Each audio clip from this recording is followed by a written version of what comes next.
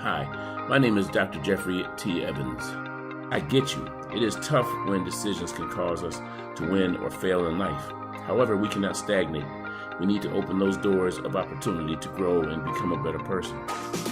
Come and join me in Journey to the podcast. So there you have it. You got the opening of a podcast, my first podcast, and actually I'm very new to podcasting. I wrote a book that basically gave some advice on what to look forward to before you embark on a degree such as a doctorate degree or a PhD. It's basically a self-help genre type book, but it's a book to help you understand and the decision that you're making and how you can navigate that process once you've made that decision. Going for a doctorate degree is no joke. It's a hard process. It's made hard on purpose. It takes time. It takes patience. It takes a lot of perseverance. They don't make it easy on purpose, because if they did, everybody would have one. But they do it so that it's a well-earned and achieved goal in the educational pyramid. And for you to achieve that goal, it takes a lot out of you. So let's start off with why did my journey begin? Okay. Basically, I started the course on a whim. I had really no idea what I was getting myself into. In the book, I talk about what was going on with me at the time. My son, who was in his 30s, didn't quite have things lined up on what he wanted to do with life. So we went for a long ride. We had lunch. We spent some time walking around the mall and just talking, having a good time. And basically, the whole conversation was about where you go from here. How do you set up your life to succeed? How do you do things, set goals so that you have something to succeed? And what do you want to do with it?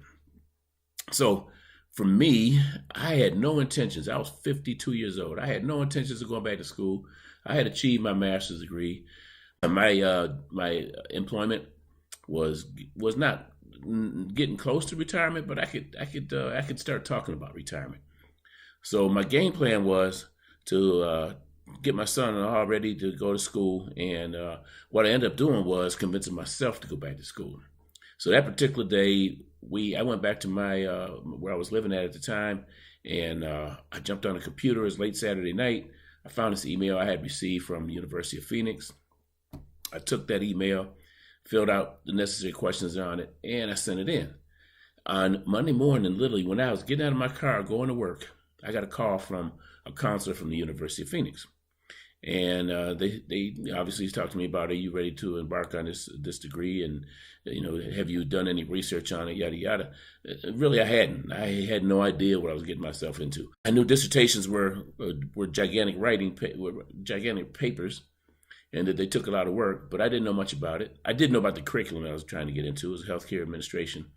I was, at that particular time, I was the director of public health at Naval Hospital Camp Pendleton. My job was to make sure that I had 5 departments under me, that they all had the financial backing they needed.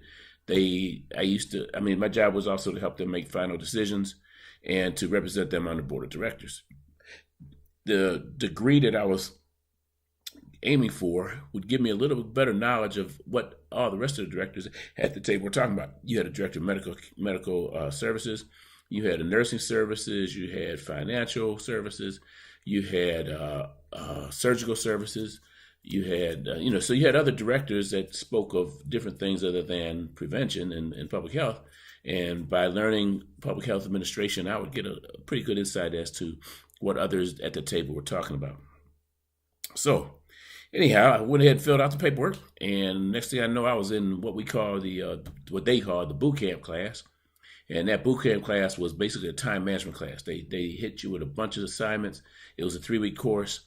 You had to get those assignments in on time. They did it on purpose to see if you were going to manage your time to get those courses done correctly and get them in on time. And I survived that. And then I went into my didactic work, which is about 30 courses didactic courses. And maybe 20. Maybe I missed it a little bit. Maybe 20, 25 courses. They were 8-week courses online, and you had 3 residencies actually, that you had to actually go to Phoenix and meet with your instructors and whatnot and discuss how you're going to put your dissertation together. And then the second part of it was putting your dissertation together and presenting your dissertation. Dissertation for University of Phoenix is a 5-chapter dissertation, and you have to defend it oral defense at the end, and then you finish the course. For me, it took about 6.5 years. And in my book, I talk about patience. You got to have a lot of patience because you don't have control of the dissertation process. You may be an A student, but at that particular level, it doesn't make that much difference.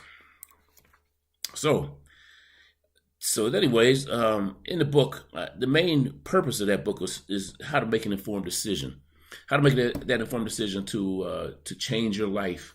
Because once you get into a curriculum like that, several things are going to change. One is your social interaction is going to change. Your social interaction is going to go to zero. You're not going to have much social interaction. If you got young kids, you're not going to have a lot of time for those young kids. If you're in a relationship, your partner in your relationship might not understand why you have to study so much. And so it can cause a lot of issues financially. You got to pay for those courses. The course is about $2,500 at the time I went through. So I'm not sure what they are now. I graduated in 2016, so we're talking almost 8 years, 9 years. I don't know what it costs now, but I'm sure it hasn't gone down.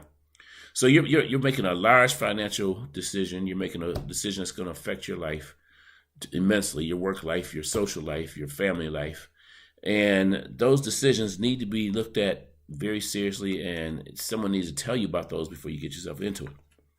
I had a friend that had two young kids at home and was a single parent. And we talked about her going to school.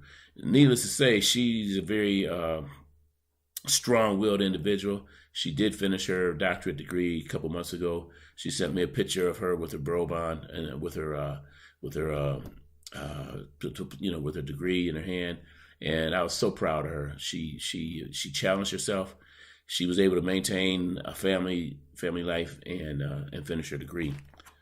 So next, I'd like to talk a little bit about venturing into what I consider to be challenging and conquering the unknown. Going into this degree, I didn't know how much reading it was going to take. I didn't know how much time it was going to take to do my papers that I had to do. I did a master's degree, which was similar to that. And I was successful, but my master's degree was in the brick and mortar. I actually went to the classroom and sat in it. I didn't know how an online course was going to be, so that was a challenge to me. Strangely enough, my first night I checked in at 7:30, and I sat there in my room, and there was nobody talking to me. My computer was basically staring back at me, and I was thinking, "Wow, this is strange. I'm in class right now, but nobody knows." It's a different environment. It's a self-paced, challenging environment that I had to get used to. I'm sure most of the students out there now are familiar with, especially after the COVID pandemic. But I got used to it, and it took me a little while. But once I got the hang of it, I actually would rather do it online than to go into a classroom and sit down, because I could do it at my own pace, and I really enjoyed that. I knew I had time limits. I knew I had, word counts that I had to have responses to, and they had to be done at a certain time. And I was able to figure it out pretty quick. That first course went pretty smooth, and things worked out pretty much for me after that. The research part of it is what could I say, ad nauseum. You deal with a lot of research. I have never looked up so many articles in my life. I think my dissertation has over 240, 250 references in it. So those are references that I had to read through to make sure that they had what I was looking for. That was the 250 that made it to the paper. There was probably another 150 to 200 that I looked at that I couldn't use. So you do a copious amount of research. You do a tremendous amount of research, and so that was a tough part of it for me to get used to. But once I got used to it, again, once you get used to a routine or how things are done, it's easier to fall back in sync with it. So basically, like I said, venturing into it, the challenges, conquering those challenges, conquering the unknown, all of it heads towards a decision on what you want to do. And again, considering the journey is basically talks about that decision and how you come up to that decision. Next thing I'd like to talk about is a little bit about commitment. When you get into a program that has that much taxing on your time, on your physical being, with your social being, your environment that you live in and work in, you have to be committed to make it through. There's a phrase in the doctoral world, it's called ABD. It means all but dissertation. Those are students that have, or doctoral candidates that have gone on to do a doctorate degree or PhD that did all the academic work but have not finished their dissertation. There's a lot of people out there. I'd say 1 of every 2 people that go into one of these programs don't make it. Now, I'm not based that on research. I've never really looked it up in terms of I want to cite a research for it. I mean, cite an article about that. But I have looked up. I have gone into Google Scholar and looked at a couple articles based on dissertations and based on completions percentages, and it's about 50%. So the commitment has to be there. So the question I ask about commitment then is, what drives that commitment? What drives you to accomplish that? If you're a marathon runner, you got to do 26.2. There's no way around it. You got to do 26.2. I got some friends. I did 30 years in the Navy, and I've got some friends of mine that were in the SEAL team. And one of the things they told me about going through basic underwater demolition school, finally called BUDS, is that you have to be committed to finish the course. You're going to be there for 6 months. They're going to throw everything at you except for the kitchen sink, and they're going to throw 5 kitchen sinks at you. And they're going to test you physically, mentally. They're going to test you beyond whatever you've ever been tested in your life. And there's a purpose behind it. And what they've all told me, every one of them, I'd say I know about 5 or 6 of those guys, have all told me that commitment to get through was what got them through. They had to stick to that commitment. So with that commitment comes motivation. What motivates you to stay the course? Once you get into the course, what's going to motivate you to keep you there? If you put yourself in the military training and BUDS training, you're getting beat up really, really bad, and you're starting to wonder, why am I here? Why am I doing this? And you ring out. They have a saying, they ring out. They go and ring the bell, and they're out of there. They're done. So what would cause you to get to a point in a doctorate program where you don't want to finish? Why you want to go ABD? Probably, I can go into a whole nother topic on that, but there's a number of reasons why that happens. But a lot of times the doctoral journey will really test your commitment for why you're there, because the dissertation process is very hard. You have 3 committee members, you have a chair that oversees your work, and you're sending your writing to all 3 of them. All 3 of them are telling you 3 different corrections. You're giving them a paper that's got about maybe 10 pages. They're going to give you back 200 corrections. And you might not agree with 150 of them. So, where's that decision coming from? And then you might feel like, why am I doing this? They're just beating me up. One of my colleagues told me that she corrected her dissertation over 30 times near the end now, not during the dissertation, but near the very end. It took about 30 times, and she eventually called her chair and said, I'm not doing it anymore. And the chair said, okay, no problem. And she graduated. So they had thrown at her, and she finally decided, okay, I can't do this anymore, and decided that she wasn't going to do it. And when she talked to her chair, they came to an agreement. Myself, when I finished my dissertation, before I submitted a completed dissertation, I had 5 chapters that were completely written, references, the whole 9 yards. And I literally thought about dropping out at that point because I didn't care less if they approved it or not. And the reason being is because I knew it was going to get kicked back. I didn't know what was going to get kicked back for, but I had corrected it 1,000,000 times, and I really didn't want to tolerate another kickback. But I kept on going. And in the book, I talk about perseverance. You got to have perseverance. You got to have priorities and perseverance. You got to decide on what you're going to do, and there's no other way to do it. There's only one option. Failure is not an option in this case. So, in this commitment section, let me talk a little bit more about what you find out about yourself. You just like a marathon. I've run 1 marathon in my life. Never thought I'd ever do it, but I found out about halfway through it, there's no reason why I should stop now, even though I could barely run. My feet were hurting, my knees were hurting. I had cramps in my thighs that I didn't even know. I had muscles that could cramp in, and I kept on going. So you gotta find out about yourself and who you are and why you're doing it. And believe me, there's gonna be times in your doctorate degree or PhD, maybe even in your master's, that you're gonna say, "Why am I doing this? I'm taking time away from my wife. I'm taking time away from my husband. I'm taking away from my time from my kids. I'm not doing too good at work, and I'm doing all this work. Do I really need to be doing this?" And those are the questions. Those are the times when your body or your mind or your psychological senses go against what you're trying to do. And it's going to be tough to keep on course. It'll be tough to keep on course sometimes. So you got to really decide at the very beginning of a of a commitment to finish a degree, why you're there, why you want to finish, why you're taking this course in the first place. And you got to stick to those. You got to stick to the plan. If you don't stick to the plan, you'll be ABD really quick. You'll have spent a lot of money and have nothing to show for it. So you got to really be pushing for this. Okay, let me talk a little bit about are you goal-oriented or do you procrastinate? There's doers and then there's talkers, sayers and talkers and doers, whatever. But you understand what I'm saying. There's people that say, I'm going to do this, I'm going to do that, I'm going to do this, I'm going to do that. I'm going to go on a diet. Okay, well, that's fine. Go on the diet and do what the diet tells you to do and lose some weight. But there's some people that just will talk about it and they'll procrastinate. So if you're goal-oriented and you decide that you like challenges, you like goals, you like achieving goals, then maybe it's something like this is for you, considering the journey would be something for you. Or should I say the doctoral journey would be something for you. If you're not as goal-oriented or you take a serious look at yourself and realize that you have not really put the time in to achieve a goal that you weren't sure if you were going to be able to achieve or not, but for some reason you backed down and didn't finish it, guess what? It might not be for you. It might be a reason why you never finished it. So if you are going to be a procrastinator or a goal-oriented person to finish, the biggest thing here is to be honest with yourself. Be honest with yourself and take a look at what you're trying to do, and are you going to accomplish this goal or not? Are you going to finish? In my book, actually it's the second publishing of my book, I put in a chapter about what do you do with the doctorate degree when you finish. I'm not going to tell you what the book says, but that's something you need to consider as well on why you're trying to finish this degree. Don't spend $200,000 just to put doctor in front of your name. That's not the reason why you do a doctorate degree.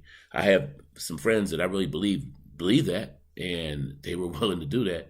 I wasn't. I didn't want to spend that kind of money just to put doctor in front of my name. So you got to really decide on what you want to do in that goal and push to persevere and to finish that goal. So along with goals, one of the things that you might want to look at is setting realistic goals. Now, if you're struggling in school, you did your associate's degree and maybe your bachelor's, and you struggle with it, and you're considering doing a master's, you got to look at it. Is that realistic for you? Your wife just gave birth to your youngest son. Your young son is 6 months old. Your other child is 2 years old, and you're going to have to spend time at home. So the question would be, are you going to spend time in your degree? Are you going to spend time with your family? What's it going to come down to? When I was working on my bachelor's degree, I took 4 courses one time at night, and that was 4 nights a week, 4 hours a night. And I also worked. I also had a family. And I mean, literally, my wife looked at me one night like, you must not love me anymore. She just didn't understand how much studying I had to do to keep up. And they wanted to go to the beach one day, and I said, no, I'm going to stay home because I'm tired from studying last night. She got a little upset with that, which I understand. And her and the kids left. They got in the car and drove off. What did I do? I went into the living room and I laid down on the couch for a minute because I was so tired. Well, she decided to come back home because she forgot something. Caught me laying on the couch. Oh, my goodness. That was kind of rough. And what reason I tell you about that is because that's the particular time that I needed her on board with me 100%. And sometimes that 100% is hard to get from anybody because the commitment is so strong. The commitment is there. So, but it's got to be a realistic goal, one that you think you can achieve. They have a little saying, how do you eat an elephant? How do you eat an elephant? One bite at a time, okay? You can't gobble the whole thing down at once. You just got to take it one step at a time. You got to be patient, and you got to be goal-oriented, and you got to be committed. And it's got to be realistic. Okay, another topic I'd like to talk about is success. Success, it's not a one term fits all, okay? Success is a term that is defined by the user, the person, the individual. In other words, the success for you may be to walk a mile around your neighborhood every day. And you maybe have not walked in 10 years and you're scared to walk up this hill. But you go out there and you bite it off one step at a time. And that whale, you're gonna eat that elephant. Trust me, you get that elephant down. and you work up to it. You take a few days. You walk so far one day, you turn around and come back. You walk so much further the next day, you turn around and come back. The next day you walk a little further. The next thing you know, you're beyond that point of no return, so you continue to walk. And you eventually will get to that goal, and you take your time. And one day you're going to define success as, I have walked that mile. Okay, for a person that is a distance runner, you might say a 10K, you might say a 15K, a 5K, something like that. That may be defined as your success to finish that. So you got to define what success is for you and think about what it is that you're trying to accomplish, what you're trying to achieve. And when will you be successfully achieving that goal? What is it for you that you need to do that? And I say it's not a one-term-fits-all because not everybody has the same type of motivation. Not everybody has the same drive. The goal may be the same, but it may be, it may be a 10K. It may take one person 6 months to get to that goal. It may take another person 3 months. It may take another person 9 months. Okay, so each person has their own limits, their own pace that they can do something at, and you have to consider all that. So you have to define what your success is. Okay. One thing I learned about going towards my degree was to surround yourself with like type people. You've heard that saying, eagles soar with eagles. If you're not a drinker or a smoker, and some of your closest friends are drinkers or smokers, you're not going to enjoy your friendship too much because you don't do the things they do. So if you want to learn how to run, that mile or walk that mile, or you want to learn how to run a marathon one day or to run that 10K, you might want to surround yourself with people that are goal-minded. You might want to surround yourself with people that like to run, that can help you, assist you with your running techniques, assist you with your breathing, assist you with how to bite off that one bite at a time. Again, if you're pursuing a degree, I did it kind of individually. I did it by myself. I didn't have any friends around. I didn't have any light friends that were going through the same process. I had a few friends that I could talk to when the going got kind of tough, but they weren't in the same curriculum, or they weren't doing the same things I was doing. So I would say in life, basically surround yourself with like people. If you're around goal people that achieve goals, you're going to eventually be one of those type of people. When I was growing up, I always thought that hanging around people that were older than me was a more advantage than people that were younger than me. Probably not a good idea now, but I looked at that and said, if they could, if I could achieve the things that they're achieving at their age, at the age that I am, then that would put me a little bit ahead of the ball game. And that was the reason why I looked at it that way. Okay, let's talk back. Let's kind of bring it back around to my book, okay?